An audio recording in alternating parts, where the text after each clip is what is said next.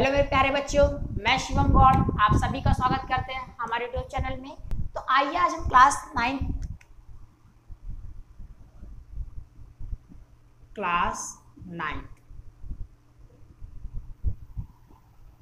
Ninth में आज हमें पढ़ना है ऊर्ध्वपातन अभिक्रिया। आपने लास्ट वीडियो हमारी देखी थी, गलनांक और क्वथनांक हमने पढ़ा और उसका प्रैक्टिकल भी देखा, एक्सपेरिमेंट भी किया था हमने। तो आइए आज हम पढ़ेंगे ऊर्ध्वपातन अभिक्रिया। ऊर्ध्वपातन अभिक्रिया किसे कहते हैं? ऊर्ध्व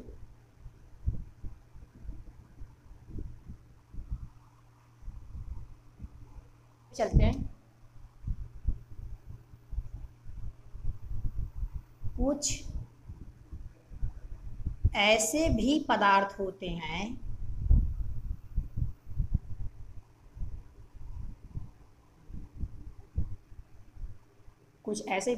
होते हैं जो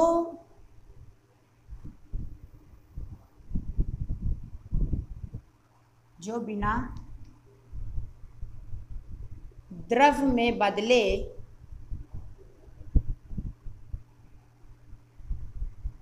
ठोस से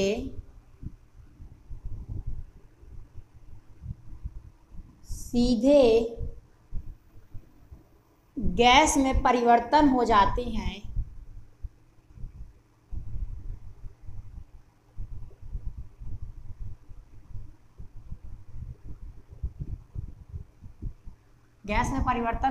हैं, वे ऊर्ध्वपातन कहलाते हैं।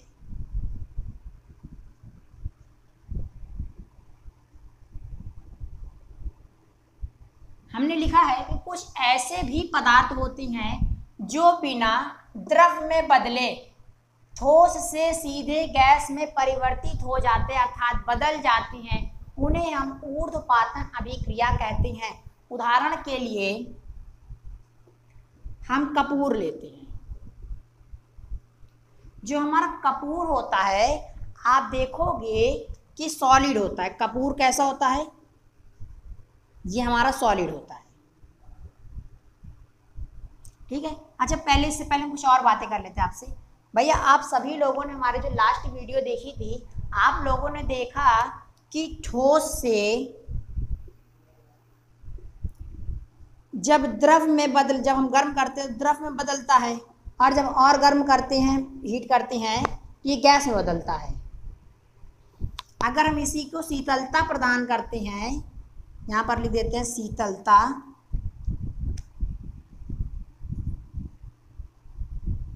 शीतलता प्रदान करते हैं तो द्रव बनता है, और जब इसी द्रव को हम और शीतलता प्रदान कर देते हैं,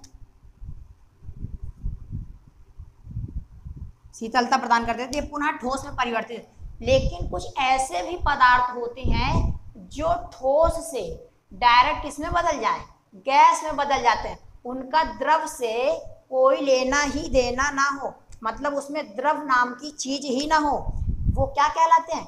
देखिए आप समझे पहले। देखिए, ठोस से द्रव बदलता है और द्रव से गैस में। अगर जब हम इसी को शीतलता प्रदान करते हैं, गैस को मतलब वाष्प को हम शीतलता प्रदान करेंगे तो पुनः द्रव बन जाएगा, और जब द्रव को हम और शीतलता प्रदान करते हैं तो ठोस बन जाता है। लेकिन कुछ ऐसे भी पदार्थ होते हैं जो सीधा ठोस से किसमें बदलते हैं? गैस में बदलते हैं। वो द्रव का उनके बीच में कोई मतलब ही नहीं होता है। ये अब हमने जो लिखा परिभाषा, इसकी परिभाषा ये बनी। कुछ ऐसे भी पदार्थ होते हैं जो बिना द्रव में बदले, मतलब द्रव का उनसे कोई मतलब नहीं है, द्रव में नहीं बदलते हैं और सीधा किस में बदल जाए? सीधा वो गैस में बदल जाती हैं, उन्हें ऊर्ध्वपातन अभिक्रिया कहते हैं। और पहले आइए, और एक कौन सा पदार्थ होगा? वो है हमारा कपूर। क्या है? कपूर। हम लोग कपूर कहते हैं, लेकिन इसका सही उच्चारण कर्पूर होता है। तो अगर हम इसको जो है एक प्याली लेते हैं,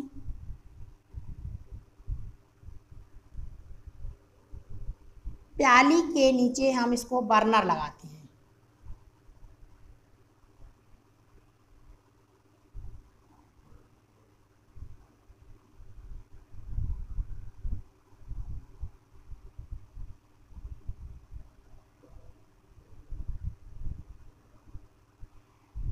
और यहाँ पर हम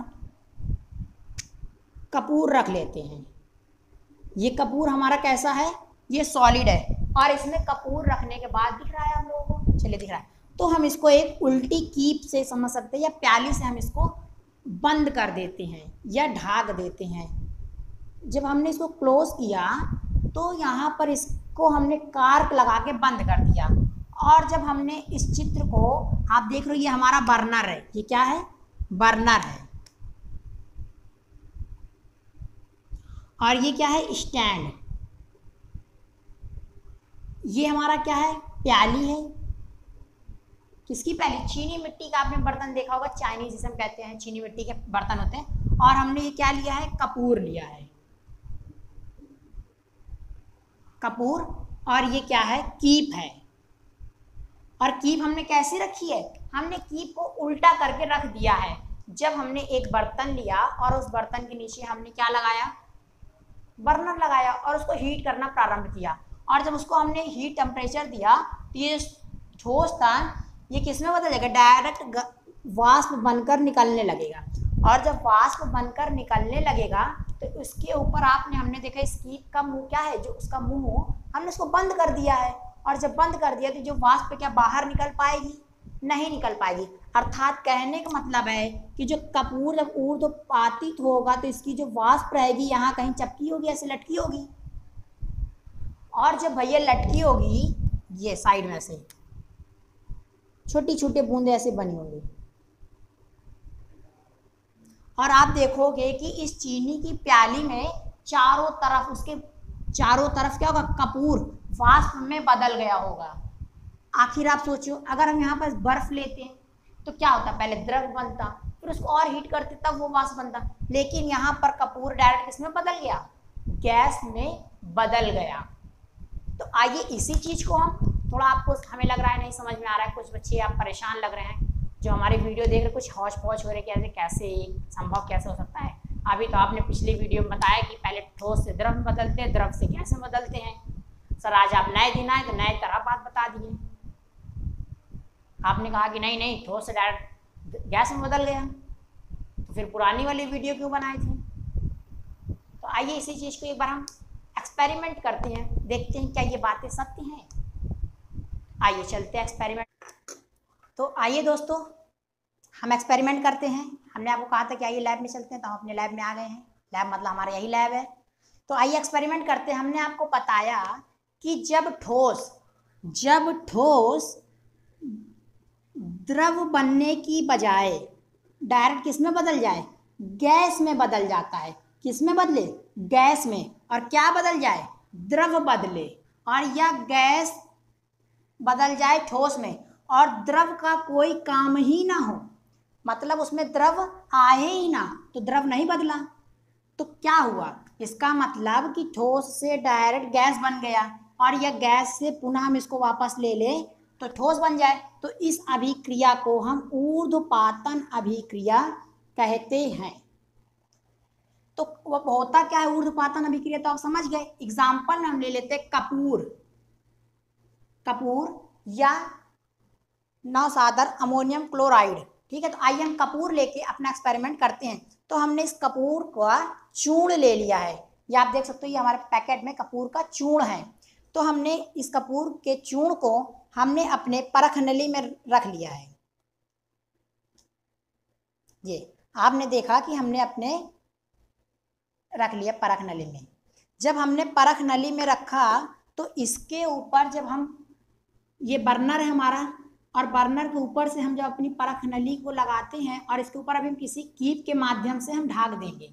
ठीक है, तो इसमें क्या होगा, गैस वाष्प बनकर इस ढक्कन पर, इस कीप पर ऊर्ध्वपातन हो जाएगा, वाष्प बनकर लग जाएगा। तो इस अभिक्रिया को, ये ठोस है तो अच्छा पहले क्या होना चाहिए, इस ठोस को द्रव में बदलना चाहिए, फिर द्रव को गैस में बदलना चाहिए। लेकिन कपूर जो होता है ठोस से डायरेक्ट गैस में, मतलब वाष्प में बनकर उड़ जाता है। तो अगर उड़ने ना पाए, क्योंकि हमें दिखलाना है आपको, अगर दिखलाएंगे नहीं तो कहोगे सर ने तो हमें चूतिया बना दिया है। चूतिया बना दिया, तो इसलिए हम इसके ऊपर एक कीप या एक ढक्कन या पेपर भी लगा सकते हो। और इसको हम जब ऊष्मा प्रदान करेंगे, आप देखिएगा,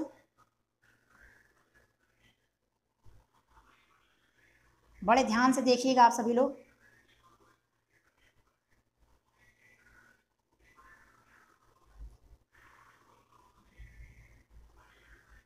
आप देख रहे हो कि परख नली के अंदर कुछ धुएं की तरह, धुआं नहीं है वो वाष्प है,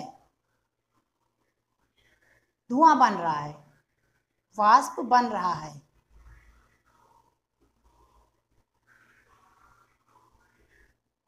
देखिए परख नली हमारी सफेद होती जा रही है अंदर की ओर, मतलब वाष्प से भरती जा रही है। और कपूर डायरेक्ट किस में बदल रहा है? ऊर्ध्वपातन हो रहा है कपूर का, गैस में बन रहा है।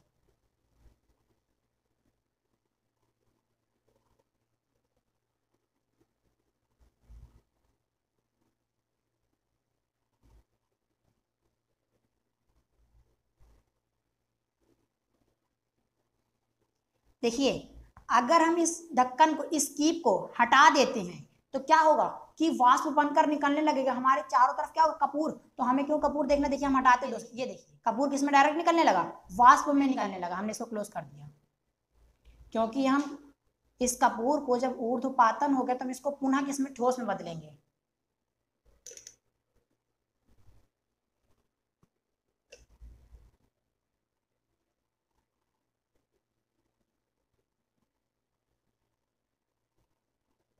आपको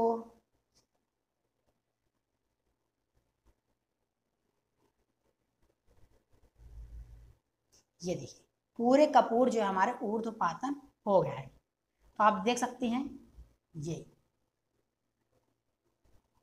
क्या हो रहा है। ये जो कपूर ठोस था ये डायरेक्ट वाष्प बनकर निकलने लगा। इसी कपूर को अगर हम ले लेते हैं हाथ में, बहुत गर्म लग रहा है, आप ऐसा मत करिएगा। देखिए हम इसको ओपन कर देते हैं, इस ढक्कन में अभी हमारे कपूर है।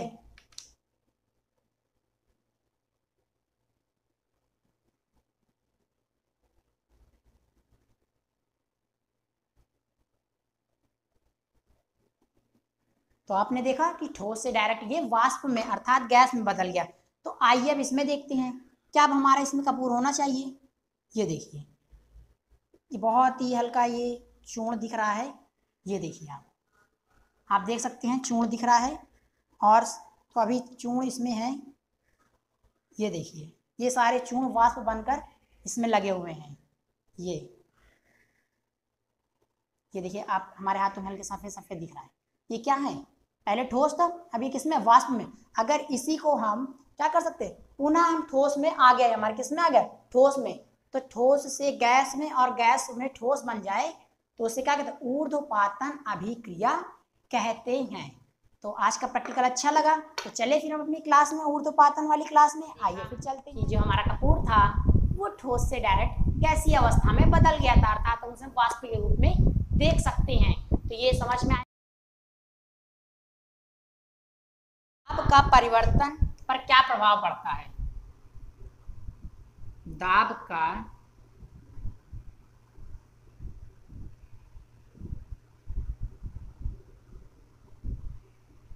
आइए तो है दाब का परिवर्तन, दाब परिवर्तन का प्रभाव। ठीक है, दाब परिवर्तन का प्रभाव, यदि हम तापमान को, यदि हम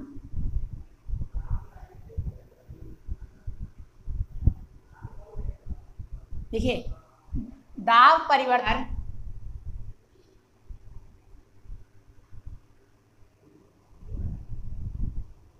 सिलेंडर, यदि हम तापमान घटाने पर सिलेंडर में गैस को लेकर, सिलेंडर में गैस को लेकर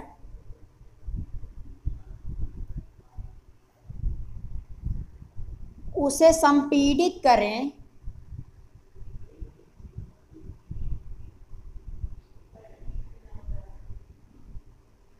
अगर ये बताओ भैया, यदि हम तापमान घटाने पर, जब हम टेम्परेचर को कम करेंगे सिलेंडर में गैस को लेकर उसे संपीड़ित करें तो क्या होगा, उनके जो कण रहेंगे वो क्या होंगे, पास पास आ जाएंगे। तो उनके कण, तो उनके कणों की बीच की दूरी, कणों के बीच की दूरी कम हो जाएगी। तो गैस द्रव में बदलने लगेगा।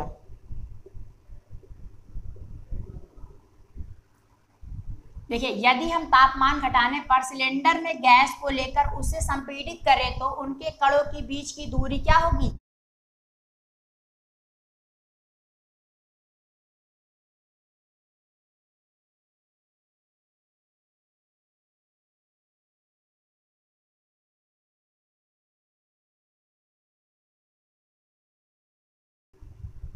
ये 3 पिस्टन है। अगर आप ये बताओ, इस पिस्टन का हमने नाम रख दिया पिस्टन नंबर 1, पिस्टन नंबर 2। पिस्तल नहीं भैया, पिस्टन बोल रहे हैं, पिस्तल ना सुन लेना, ठीक है। हमारे ऐसी ये क्लास में कोई पिस्टन विस्टन नहीं आएगा आप तक, ठीक है। तो इसके जो कण थे पहले यहाँ पर थे, दूर दूर थे।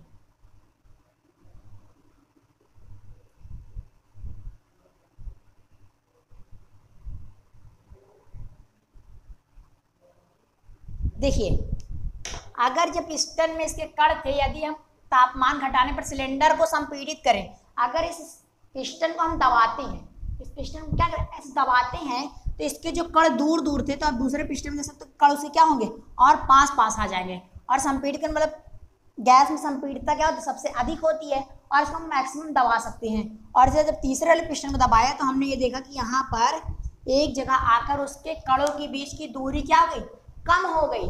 तीसरे वाले पिस्टन में हमने आपको दिखाया उसकी कणों के बीच की दूरी एकदम पास में आकर जुट गई, एकदम भिड़ गई है, पास पास में आ गई है।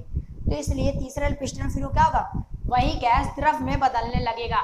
देखिए, एक पिस्टन ये हमारा, हमने एक पिस्टन यहाँ से ले लिया, ये पिस्टन है, ठीक है। इस पिस्टन में अगर हम देखते हैं, यहाँ से हम ये पिस्टन है और पिस्टन के ऊपर का हैंडल है। हम जब इसको, आप सोचो इसके अंदर हमारी एयर गैस भरी हुई है, और जब इसको हम संपीड़ित करते हैं, क्या करते हैं, संपीड़ित करते, तो आप देखोगे पहले एक जगह एयर क्या हो रही है, संपीड़ित हो रही है। अब हमें इसमें थोड़ा फोर्स लग रहा है, बल लगा रहे हैं, तो और हम ज़्यादा अगर इसे दाब देते हैं, संपीड़ित कर देते हैं, तो इसके कण एक लास्ट देखो यहाँ, अब यहाँ पर हमें कंप्रेस नहीं हो रहा है यहाँ पर, तो अब ये क्या हो गया, संपीड़ित हो रही, तो मतलब इसके कणों के बीच की दूरी क्या हो गई, कम हो गई है। इसके कणों के बीच की दूरी कम हो गई है और गैस द्रव में बदलने लगता।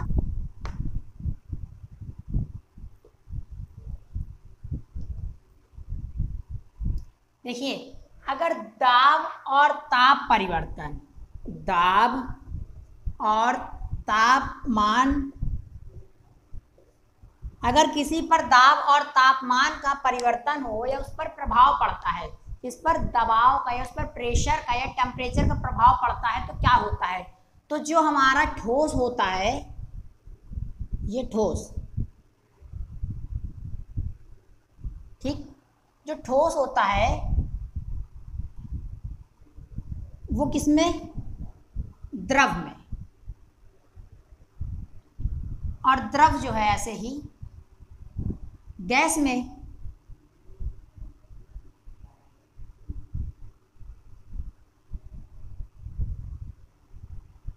बदलना संगलन। और जब भैया द्रव से ठोस होगा तो क्या होगा, ये मतलब जम रहा है। अगर कोई चीज लिक्विड है, पानी है, अगर वो ठोस में परिवर्तन हो रहा है तो क्या हो रहा है, मतलब जम रहा है, जमना। और जब कोई चीज द्रव से गैस बन रही है,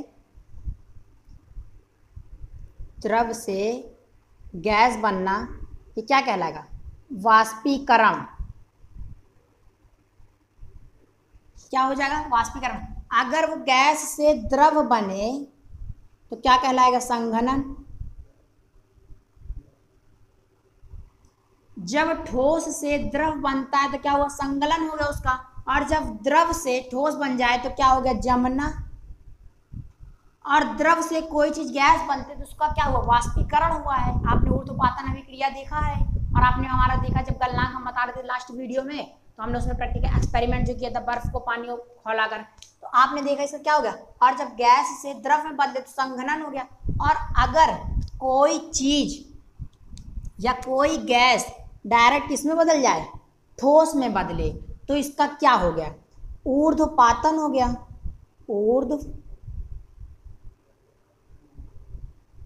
पातन हो गया। और जब कोई ठोस द्रव्य में बदला और गैस भी किस में बदल जाए, ठोस में, तब भी इसका क्या हो गया, ऊर्ध्वपातन हो गया। आप इसे देख लीजिए, ये सर्कल है। देखिए जब ठोस से हमने द्रव्य संकलन कहलाता है, और द्रव से वापस ठोस में जाना जमना कहलाता है। द्रव से गैस हुआ तो वाष्पीकरण, और गैस से द्रव हो गया तो संघनन। ठोस से डायरेक्ट कोई चीज गैस में बदल जाए तो वो कहलाएगा ऊर्ध्वपातन, और गैस से कोई चीज परिवर्तित हो जाए ठोस में तो कहलाएगा वो भी ऊर्ध्वपातन। हम ऊर्ध्वपातन टॉपिक पढ़ ही रहते हैं। अब कुछ टॉपिक छोटा सा बचा हुआ है, वाष्पीकरण। ठीक है, तो वाष्पीकरण ऐसा कुछ समझाने लायक नहीं, क्योंकि आपने दो बार वाष्प देख लिया, उसी प्रक्रिया को हम वाष्पीकरण कहते हैं। तो आप जो लोग नोट्स बना रहे होंगे, हम साइड में खड़े हैं और बोल देते, तो आपको स्क्रीन पर वो डेफिनेशन आ जाएगी और आप उसे नोट कर लीजिए। और उसमें हमें आई होप लगता है कुछ समझाने वाली चीज़ें नहीं है, क्योंकि आपने दो एक्सपेरिमेंट देख लिया है। तो मुझे लगता है केमिस्ट्री में जब कोई एक्सपेरिमेंट से की जाती हो या फिजिक्स में, तो उसमें समझने वाली कोई भी चीज़ें नहीं रहती कि आप उसे बार बार रटो। इसीलिए तो केमिस्ट्री और फिजिक्स में रटना नहीं चाहिए एक्सपेरिमेंट, इसीलिए तो आप उसको समझो और एनालिसिस करो। देखिए हम बोल रहे हैं, आप साइड में आपकी परिभाषा रही वाष्पीकरण, पूछ रहे वाष्पीकरण किसे कहते हैं? एक ऐसी सतह प्रक्रिया जिसमें द्रव पदार्थों में सतह के कण क्वथनांक, सतह के जो कण होते हैं वो क्वथनांक से नीचे किसी भी तापमान पर वाष्प में बदलने लगते हैं। किसी भी क्वथनांक से नीचे किसी भी तापमान पर बदलने लगते हैं, ऐसी प्रक्रिया को वाष्पीकरण कहते हैं। अब इसमें कुछ समझाने वाली चीज़ें नहीं है, ठीक है। तो ऐसी प्रक्रिया क्या कहते हैं? वाष्पीकरण कहते हैं। इसी का दूसरा पॉइंट, सतह पर उपस्थित कणों में उच्च गतिज ऊर्जा के कारण वे अन्य कणों के आकर्षण बल से मुक्त हो जाते हैं। वे अन्य कणों के आकर्षण बल से क्या होते हैं? आकर्षण बल से मुक्त हो जाते हैं, मतलब फ्री हो जाते हैं, उन सब किसी से मतलब नहीं होता है। और इसी कारण वे वाष्प में बदल जाते हैं। वाष्पीकरण को प्रभावित करने वाले कारक, एक एक पॉइंट एक एक लाइन का यहाँ स्क्रीन पर आप देख लीजिए। पहला सतही क्षेत्रफल बढ़ाने से वाष्पीकरण की दर बढ़ जाती है। अगर सतही क्षेत्रफल को हम बढ़ाएंगे तो वाष्पीकरण की जो दर होगी वो क्या होगी? बढ़ जाएगी। दूसरा है तापमान में वृद्धि। टेम्परेचर बढ़ाने से वाष्पीकरण की दर बढ़ जाती है। तापमान बढ़ाने से वाष्पीकरण की दर बढ़ जाती है, क्योंकि पदार्थ के कणों की गतिज ऊर्जा बढ़ जाती है। क्यों बढ़ जाती है? क्योंकि पदार्थ की कणों की गतिज ऊर्जा भी बढ़ जाती है। तीसरा है आर्द्रता मतलब नमी। आर्द्रता को हम क्या कहते हैं? नमी कहते हैं। जैसे कि समय आप चल रहे हो, देखो बारिश हो रही, आर्द्रता है, नमी है। अगर हवा में आर्द्रता है तो वाष्प की दर घट जाएगी। अगर जहां पर नमी होगी वहां वाष्पीकरण क्या होगा? दर उसकी कम होगी, क्योंकि उससे क्या, नमी हमें कैसा शीतलता प्रदान करती है। और जब कोई शीतलता प्रदान करेगी, वाष्प किस में बदलेगा? द्रव में बदलेगा, तो वहां पर वाष्पीकरण क्या होगा? कम होगा। हम बार बार इधर से हीट कर रहे हैं, उधर से इतना मौसम का। अगर आप सोचिए, अगर हम यहाँ पर छत पे खाना बनाते हैं, हम जल्दी गर्म हो जाते हैं कुकर हमारा। अगर हम उसी चीज को फ्रीजर में रखें तो क्या बर्तन हमारा जल्दी गर्म होगा? नहीं। तो वही चीज बता रहा है। ज्यादा आर्द्रता कम वाष्पीकरण, मतलब जहां आर्द्रता मैक्सिमम होगी वाष्पीकरण कम होगा। और वायु की गति देख लीजिए। अगर वायु की गति बढ़ जाती है तो वाष्पीकरण की दर भी बढ़ जाती है। अगर वायु की गति बढ़ेगी, अगर वाष्प बनकर निकल रही है, अगर धीरे धीरे हवा चल रही है, प्यारी प्यारी मध्यम हवा चल रही है, तो वाष्प भी उसके साथ धीरे धीरे मध्यम बहेगी। लेकिन हवा नहीं, तूफान आ गया है, तो उसके साथ वाष्प भी क्या होगी? तेजी से भागेगी। तो हवा की गति, वायु की गति या हवा की गति, अगर वायु की गति बढ़ जाएगी तो वाष्पीकरण की दर भी क्या होगी? बढ़ जाएगी। क्या भैया अगर अभी भी किसी को दिक्कत है तो बता दो, हम तुरंत यही समझा लिख देंगे। क्या कुछ समझ में नहीं आ रहा है क्या? वाष्पीकरण प्रक्रिया के दौरान लुप्त हुई ऊर्जा को पुनः प्राप्त करने के लिए, वाष्पीकरण के दौरान पुनः लुप्त हुई ऊर्जा को प्राप्त करने के लिए द्रव के कण अपने आसपास द्रव के जो कण होते हैं वो अपने आसपास के वातावरण से ऊर्जा अवशोषित कर लेते हैं। अपने पास के जो वातावरण होता है, एटमॉस्फेयर होता है, उनसे क्या करते हैं, अवशोषित कर लेते हैं, एब्जॉर्ब कर लेते हैं। इस अवशेषण के कारण वातावरण शीतल हो जाता है। इसी कारण वातावरण कैसा होता है, शीतल हो जाता है। आइए इसका पॉइंट देख ले तो उदाहरण, अगर हम हाथ में एसीटोन डालते हैं, अगर हम हाथ में एसीटोन डालते हैं तो एसीटोन हमारे हाथ से ऊष्मा लेकर वाष्प में परिवर्तित हो जाता है। अगर हम अपने हाथों में एसीटोन डालते हैं तो जो एसीटोन होता है ऊष्मा लेकर ये वाष्प में परिवर्तित हो, मतलब उड़ जाता है, वाष्प बनकर निकल जाता है हमारे हाथों से। इसी कारण हमें हाथ पर शीतलता प्रदान होती है। इस समय इससे अच्छा उदाहरण कुछ नहीं होगा। हर कोई कोरोना चल रहा है, हर कोई सैनिटाइजर डाल रहे हो, और जैसे ही हम अपने हाथों में सैनिटाइजर रखते हैं हमारा हाथ क्या होता है, शीतलता प्रदान करता है, हमारे हाथ में ठंडा लगने लगता है, और ठंडा लगने के बाद क्या होता है, वो ऊष्मा के साथ वाष्प बनकर निकल जाता है। देखते हो आप थोड़ी देर बाद सैनिटाइजर का तो सूख जाता है, लेकिन पानी नहीं सूखता है। ये एसीटोन के कारण ही, किसके कारण, वाष्पीकरण की शीतलता होती है। तो एग्जाम्पल और है, देख लीजिए, आज चैप्टर ये कंप्लीट हो गया पूरा। गर्मी में सूती कपड़े पहनने चाहिए। अगर क्वेश्चन आ जाए गर्मी में सूती कपड़े पहनने चाहिए क्यों, गर्मियों में पसीना अधिक आता है। सूती कपड़े पानी में अच्छे अवशोषक होने के कारण पसीना अवशोषित कर लेते हैं। जो हमारी बॉडी का पसीना होता है वो क्या करते हैं, अवशोषित कर लेते हैं, वायुमंडल में आसानी से वाष्पीकरण कर देते हैं, और एटमॉस्फेयर में आसानी से उसको क्या करते हैं, वाष्पीकरण कर देते हैं। चूंकि वाष्पीकरण में शीतलता होती है, और जो वाष्पीकरण होता है उसमें क्या होती है, शीतलता होती है। अतः गर्मी में सूती कपड़े से आराम मिलता है, और इसी कारण हमें सूती कपड़े पहनने चाहिए। भाई यहाँ कोई एक्सपेरिमेंट करने वाली चीज़ नहीं है, नहीं मैं सूती कपड़े पहन कर दिखला भी देता कि आप देखते, पर यहाँ जो चीज़ें बस वही पूछ रहा, सूती कपड़े क्यों पहनने चाहिए, आपको समझना है। ठीक है, आइए इसका लास्ट पॉइंट है, गर्मियों में अक्सर लोग मैदान में पानी छिड़कते हैं। आपने देखा हो अपने गली मोहल्ले के बाहर, दरवाजे के बाहर पानी छींटते रहते हैं। पानी पीने को नहीं है, लेकिन पानी डालने को इफराद है, बगैर इसके तो भैया एक बाल्टी पानी दे दो, मग्गे भर का पानी नहीं देगा, सोच लो।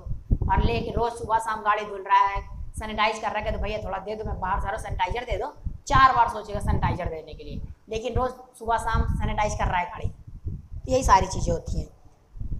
मैदान में पानी छिड़कते, यह पानी मैदान से ऊर्जा मतलब गर्मी प्राप्त करते हैं, ऊर्जा से गर्मी प्राप्त करके वाष्प में बदल जाता है, और उस जगह को क्या करता है, ठंडा कर देता है। तो मेरे प्यारे बच्चों, मेरे कक्षा 9 वाले बच्चों, मेरे क्लास 9th वाले बच्चों, आज हमारा क्लास 9th का पहला चैप्टर पूरी तरह से कंप्लीट हो गया है। अगर आप लोगों ने, जिस बच्चे ने पूरी वीडियो देखी है, वो हमारे साथ साथ कुछ लोग हैं जो देखते रहते हैं, हमें उनका नाम भी पता है। तो आप लोग, जिन लोग अभी नए हमारे साथ जुड़े हुए हैं, वो भी जाकर प्लेलिस्ट में पूरी वीडियो सीक्वेंस से लगी हुई है और देख ले। और उसको देखने के बाद अगर ये उन्हें लगता है कि नहीं इस टॉपिक हमारी छूट गई है, ये सर आपने नहीं कराया है, तो आप किसी भी कमेंट बॉक्स में जाकर कमेंट कर दें कि सर ये टॉपिक छूट गया है या हमें समझ में नहीं आया है, तो आपको उस टॉपिक फिर से दोबारा समझा दिया जाएगा। अब जो कल से हमारी क्लासेस 9th की स्टार्ट होगी, उसमें हम करेंगे NCERT के सॉल्यूशन और क्वेश्चन आंसर और अति लघु, और जो भी उसके साथ प्रॉब्लम रहेगी आप उसके साथ हमारे साथ मिलकर सॉल्व करते हुए चलोगे। और जब इतना काम कंप्लीट कर लोगे और कोई परेशानी नहीं बचेगी, तब जाके हम दूसरा लेसन 9th का स्टार्ट करेंगे। तो चलिए।